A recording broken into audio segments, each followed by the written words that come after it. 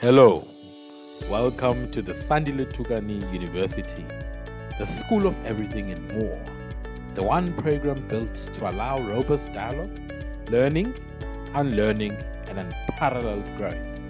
This is where we unveil the hidden, question the dominant narratives, and always seek to uplift each other as we go. Welcome, and we hope you grow with us, and above all, enjoy.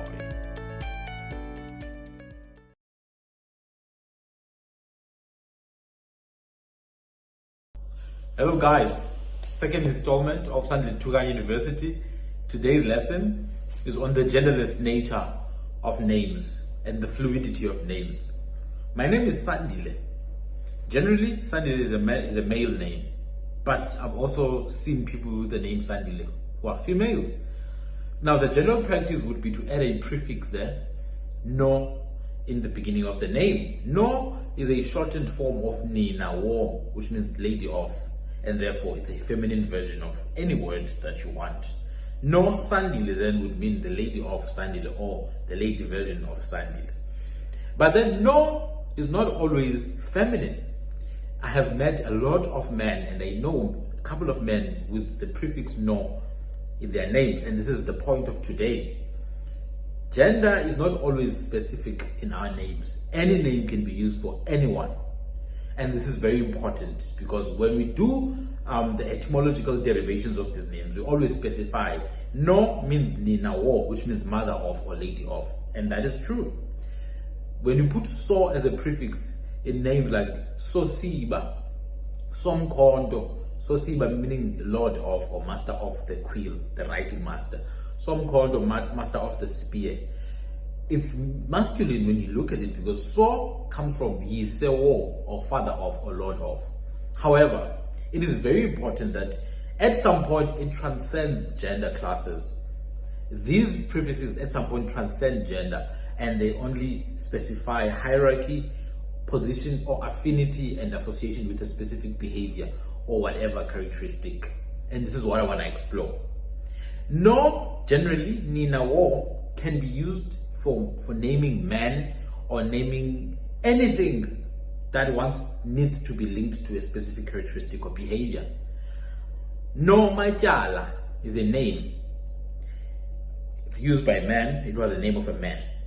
No being a prefix to say the person of, in this case, the person strongly associated with. Amajala or Amatala in isiZulu means cases, a case in a court or debts, you see. So no Majala is the man who's full of debts, or the man who goes around, being guilty, the man full of guilt.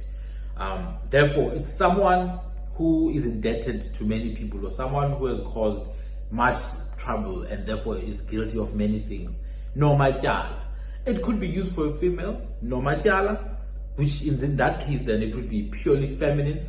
But it could also be used for a man, Nomajala, which is the context in which I know this name. It's the name of a man, Nomajala. Growing up, I used to know a man called Noma Gaka. Gaka, Noma Gaka. Gaka means to carry over something, right? To carry over something. If it's a jacket, it's Gaka or Gakaela. And therefore, it would also mean someone with a very buff kind of physique, someone with big arms. Yeah, only Gaka. They've got big arms. Therefore, no Makaka would mean the big armed person. It could be male, it could be female. You understand? That no can be used in a very fluid manner in our languages. And this is very important because when we derive the names, sometimes we're gonna specify that it's a feminine name, but then sometimes it's just a neutral name.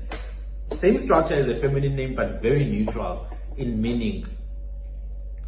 And then there are names that are not necessarily personal names, but rather like nouns used to label certain behaviors or professions or associated characteristics. The word means ukubhala, it means to write. The word ukubhala means to write. Therefore, someone who writes a lot, or someone who has taken the position of secretary or scribe, therefore can be called no bhala. Remember in the previous episode I said so siba. So meaning lord of. It is not masculine, it is not feminine, it is neutral. Lord of, master of, the one good at, or the one who specializes in. Siba meaning a quill, a feather with which we write. Therefore, Sosiba meaning the one who writes, the Lord of writing. Nobala is an alternative title for a secretary. But now, the word Bala is the word that means to write. Nobala then is someone who's a writer or a secretary or a scribe. It is not a male or a female.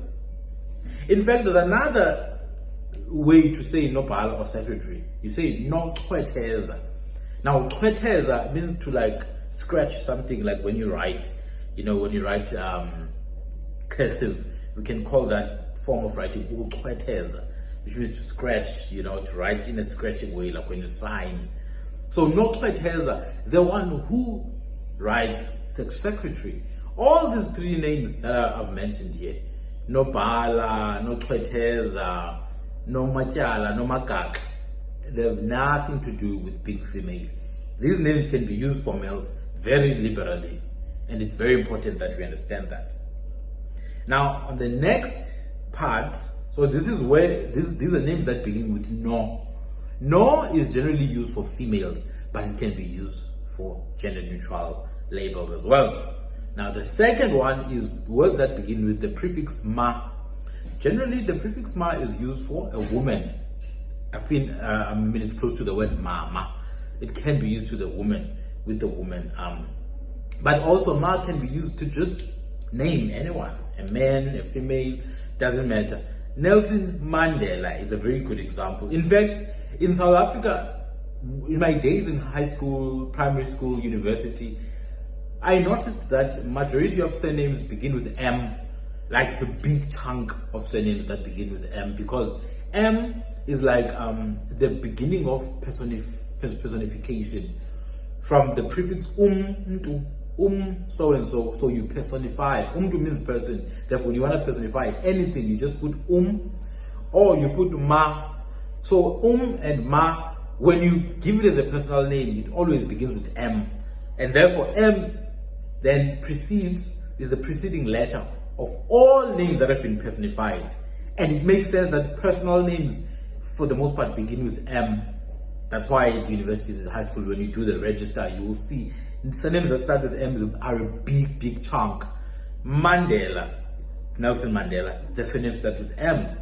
Madikizela, Winnie Madikizela, the surname starts with M. And there's many instances like this. But that ma is not for mother.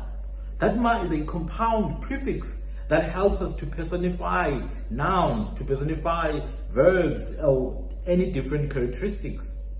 It helps us to personify.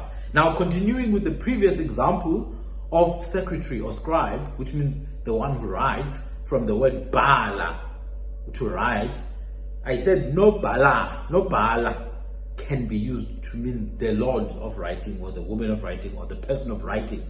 We can also use the prefix ma with the word bala. Ma balane. Ma balane means the one who writes a lot, a secretary. In fact, there's a song I know that says, Bala no balane, zundi bale nam. Write, scribe, may you write me as well. It comes from the biblical thing of Book of Life. Basically, write, dear scribe, also write my name. Bala no balane. Bala ma balane, sorry.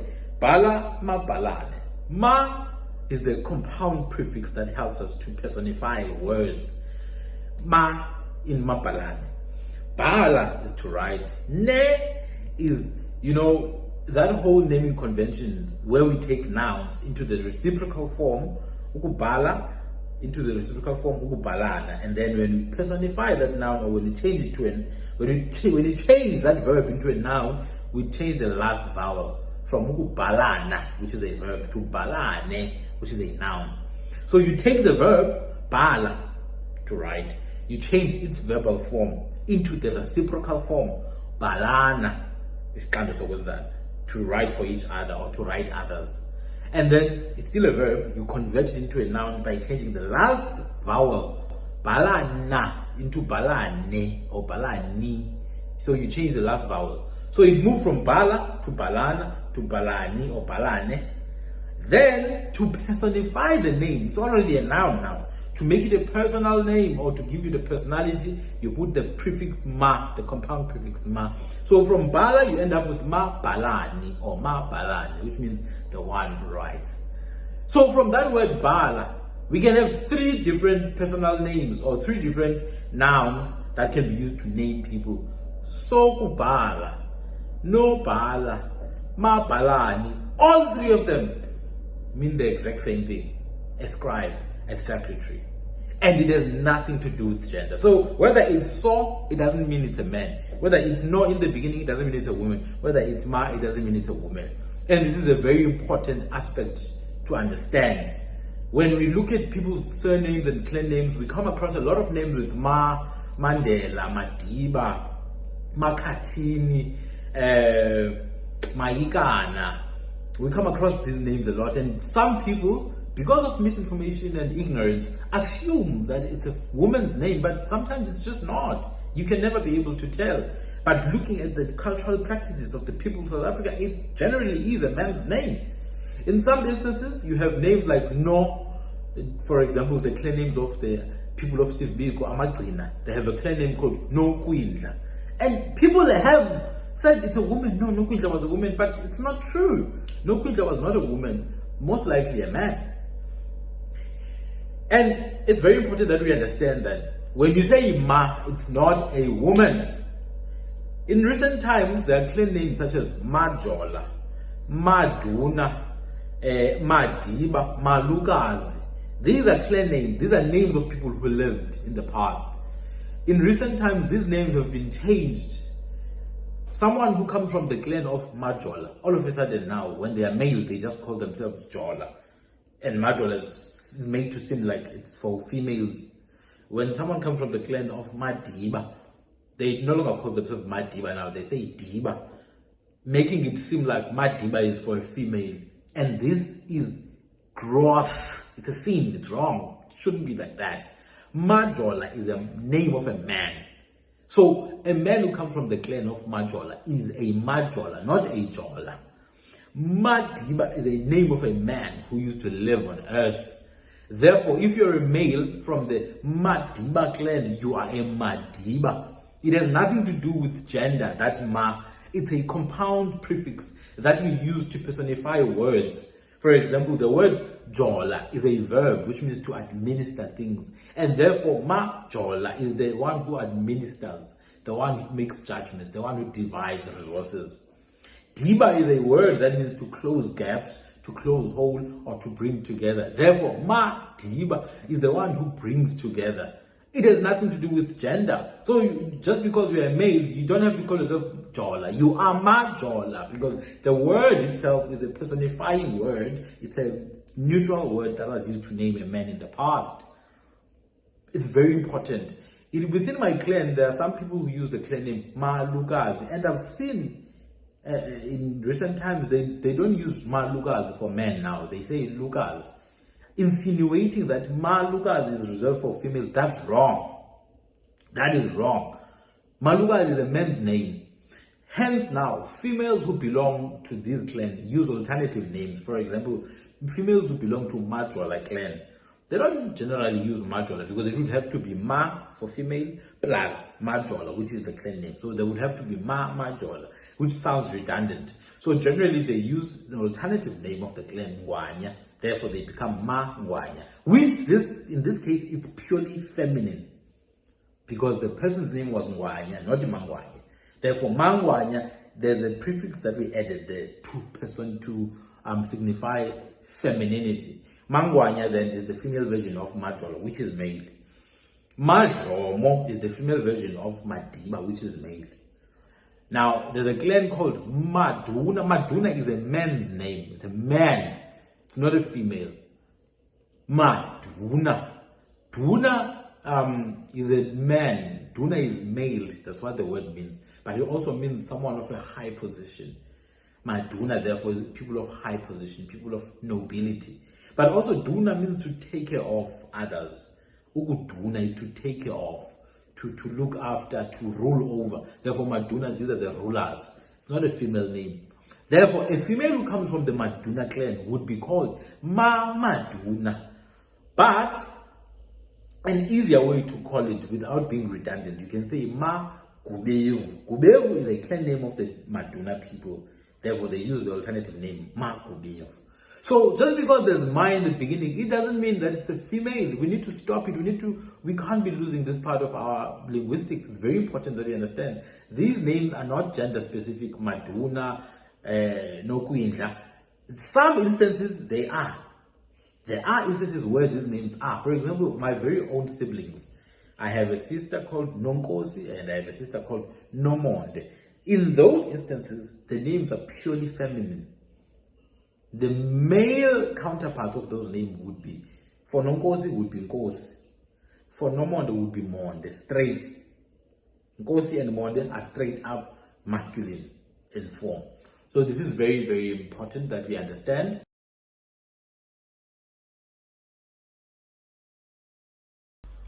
Now, the other aspect of naming conventions is that aspect I mentioned in the previous video of adding the suffix se or she at the end. This has nothing to do with gender. This helps us to change words into nouns or change nouns into personal names. I'll mention a few examples. A person who's full of jealousy would take the word, which is already a noun, umona, jealousy. But now we personify it by adding se at the end, which comes from the word yise, father of. But in this sense, it has nothing to do with gender. It's just to use the word for someone who displays jealousy. Therefore, we'd have umona, jealousy, but then person full of jealousy would be called monase or monashe. Se and she, in this case, are interchangeable. Where it comes from, we tended to use she a lot. So it would be monashe. But also monase is absolutely fine. I did mention also somewhat of a, not the best example, but mbi means ugly. Ububi, it's ugliness, it's a noun. It's a noun already. Ugly means ugly. Mbi means ugly, it's an adjective. Now, something that displays ugliness, we add se or she at the end, it becomes mbishe, something that just displays and demonstrates much ugliness. Even more so, and these words like monase and misha are not necessarily supposed to be used on humans only. They could be used on anything.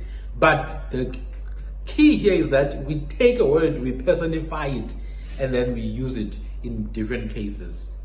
Now, there's another word, means to be curious and very forward. Qava. Qava is to be curious and forward. Ukuqava. But someone who displays curiosity, inquisitiveness, and very forward attitude, then that person can be called avashe. Avashe. So mishe, displaying ugliness, ugly person. Monashe, displaying jealousy or someone full of jealousy. Avashe, someone full of curiosity. Tuma means to send. Tunywa is the passive form, to be sent. Tunywa she is the one who gets sent around. This could be anything. In native beliefs, for example, animals like owls or baboons are said to be sent to do some evil things on behalf of people who have the ability to, do those things. And therefore, a baboon or a black cat, for example, in some people's beliefs, or an owl, may be called tunywashe, which means the sent one. Is it tunywa? Or this could just simply be an actual human being who's sent to do something, a messenger. Utunywashe, from the verb tuma, to send, in its passive form tunyo, and therefore we change it to a noun by adding the suffix she, becomes tunywashe. There are many names like this in history, like Gambu she, Punga she, Sotondo she, all of them ending with she. Why? Because we take whatever word, be it an adjective, be it a verb, be it just a noun, we personify it by adding she at the end. We just personify it by adding she at the end. So the examples I've used: Tunywashe, the one who gets sent; Mishe, the one with ugliness; Monashe, the one who displays jealousy; Avashe, the one who displays curiosity. But also, it doesn't have to be personal names. It could just be a name of something, generally a behavior, a habit. For example, the word ubudala is oldness, like old age basically, or age itself, ubudala. So when you say something is old, we say indala, or an old habit therefore becomes ndala plus she, becomes undalashe. Undalashe is an old habit. Do you understand? We just took the word dala or budala and then we add she and then we personified undalash. So that's another way of creating names. That's why a lot of our ancestors then would have names like Gambushe, Tibashe, Inkle names, Mbengashe. It's just a personification of a certain behavior, a certain characteristic. If you investigate, you'll find the name. You'll find the name. For example, the name Dibashe. Diba already is a verb which means to bring together, to close gaps. Therefore, Dibashe has the exact same meaning as the name Ma Diba. It's just a different way to personify it. Now, the last aspect of personifying names. Remember, to personify, you take a name that is not necessarily a personal name, or a name or a word that is not necessarily a naming word. You change it so that it's applicable to something. You can use it to name something. So therefore you personify or you change it to a naming word. There's an instance where sometimes you just take words, for example, two words, we bring them together. Umdu, that's a person. Yedwa, it literally means alone. But we can personify these two words and give them as a name to someone or as a label to someone. Umdu yedwa. Now it becomes a compound noun now. A person alone. But in the beginning we just put u as a prefix there. Then we personify this compound name, umdu yedwa. A loner. So we use different standalone words and then we add u at the beginning. And it helps us to personify this compound name. Umdu, a person. Yedwa, alone. Umdu yedwa, a person alone. But because we put u at the beginning, it means a loner. Now it's a name of an individual or a label of an individual. We can also use isi. These are prefix classes that we have. Aba, imi, ili ama, isi, izi, in, izi. So we can use these prefixes to personify words, especially when forming compound names, or not even compound names, just any names. Just take a word and then you personify it by adding those prefixes. In this instance, I'll use another compound word. The word ukudla means to eat. Imifuno are vegetables. Now, when you want to say someone who eats vegetables or a vegetarian in our languages, it's most likely gonna be a compound name. Dlamfuno, eat vegetables. That's what it means. But to personify it now and give it as a label to a group of people or one person, you would have to use a prefix there. Isi, dla, mfuno. Isi is a prefix, one of the prefix classes we have. Lihlelo. Isi dla mfuno, which means the one who eats now vegetables, a vegetarian. Or I dla mfuno or u dla mfuno. The prefixes help us here to personify this compound word. Sometimes it's not even a compound word, it's just one word. But to personify it, we use different types of prefixes. This helps us a lot, makes our jobs easier, which means we can use anything. We can use any word and make it into a name. Any word and make it into a name by just compounding and changing the prefixes and suffixes. And it helps us to come with these complicated names that just make things so much easier. There are also nicknames that not much is known about them, but these nicknames come from this complicated process of naming that has been developed over thousands of years. I'm going to mention two nicknames. Samfumfu is generally used for males. Nampu, generally used for females. These are two nicknames that I heard growing up and I didn't know the meaning of. Nampu was a female nickname, Samfumfu was a male nickname. But then as I'm growing up, I realized that Sa it means men of or male associated with, or even persons associated with, and Na has the exact same meaning, but it's a feminine version. So Sa, Fumfu, that Sa, I know it means a person associated with something. In Nampu, that Na means a person associated with something. Now I had to go and discover what Mfumfu is meaning, the meaning of Mfumfu and the meaning of Mpu. It's what that we've been using all along. Mfumfu comes from the word mfuma, which means soft, very soft, like roses. You see the flowers of roses, when they are blooming, they're very soft. Or someone that's very hairy, when you've got a lot of beard, you become mfuma. Therefore, someone who's bearded, full beard, we call that person Samfumfu, the Lord of softness in the face, hence the hairy person on the face. And by extension, this word then becomes the nickname given to people with big cheeks. Samfumfu, it makes sense because the guy who was called Samfumfu that I used to know had big cheeks. Do you understand? Then now the female name Nampu. Mpu means something that's full. We actually use this as a onomatopoeic expression to express when your stomach is full, when you've eaten. Which means I filled my stomach like boo. And therefore it makes sense then that you could call someone Nampu when a child has a big stomach. Not big in the way of like obesity, but rather, like when we were younger, kids used to be very slim. So sometimes that stomach would come out, and the child would be called Unampu. Unampu. And the female version of that would be Sampu. Now it started to make sense, but wow, damn. So these are not even complicated names. We often minimize the efforts of our ancestors in developing the language. We think these are just names with no meaning. There's so much meaning in these names, to such an extent that nowadays there's not even one word I think is just a sound. I know there's reason why certain names and labels and titles are used. And therefore this concludes our lesson for today. Today we're learning about the genderlessness and the fluidity within these naming conventions. They change based on context.